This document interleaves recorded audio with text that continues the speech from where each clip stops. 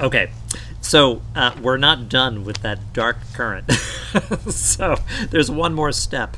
Now, imagine that this synapse right here, this is a photoreceptor, right, which is found at the back of your retina, right? Remember, it makes a synaptic connection with a bipolar cell, right?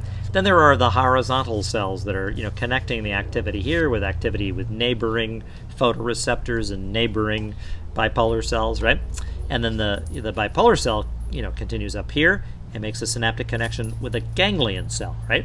And remember, the ganglion cell axon then leaves the eye at the blind spot, as part of the big optic nerve and sends that information back to the brain. Well, in the dark, right, even though the photoreceptors are extraordinarily active, they have that paradoxical dark current, they're releasing neurotransmitter all the time, you don't want the ganglion cells to be sending back a lot of signaling in the dark, because really there's nothing to detect. There's no light that's really in the eye when you have all this current in the dark, right?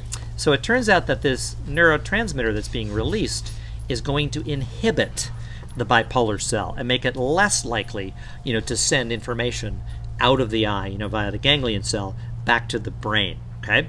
But this is, again, where there's a piece, a paradoxical piece that you got to know.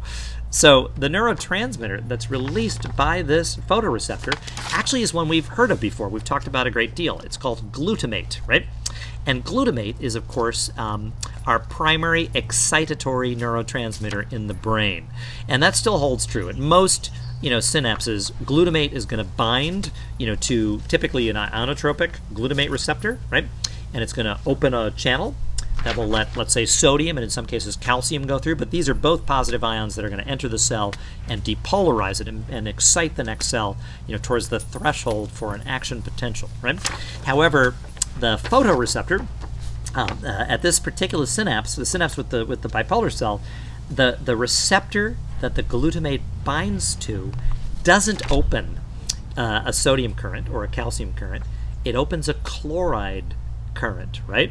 So this is actually a good illustration of how what matters most typically in terms of the response to the neurotransmitter is not the neurotransmitter specifically, but it's the specific receptor that it binds to on that postsynaptic cell. Because in this case, glutamate, which is almost always excitatory, in this one case, it binds to a special glutamate receptor that's expressed by the bipolar cell that doesn't open a sodium current, it opens a chloride current. And a chloride channel, will cause chloride to enter, and instead of depolarizing, it'll hyperpolarize the bipolar cell, and it'll inhibit, further firing of the bipolar cell. So when the light strikes the pigment, right, down here, and this is now in the light, and we close these special sodium channels over here, and we return this neuron towards a normal, kind of neuronal resting potential where there is no more, firing and release of glutamate. Well, in this case, that actually removes an inhibitory influence off that bipolar cell, and you're going to get firing, out of that system, and you're going to get, something. Action potential is heading down the ganglion cell axons, the optic nerve, to the brain.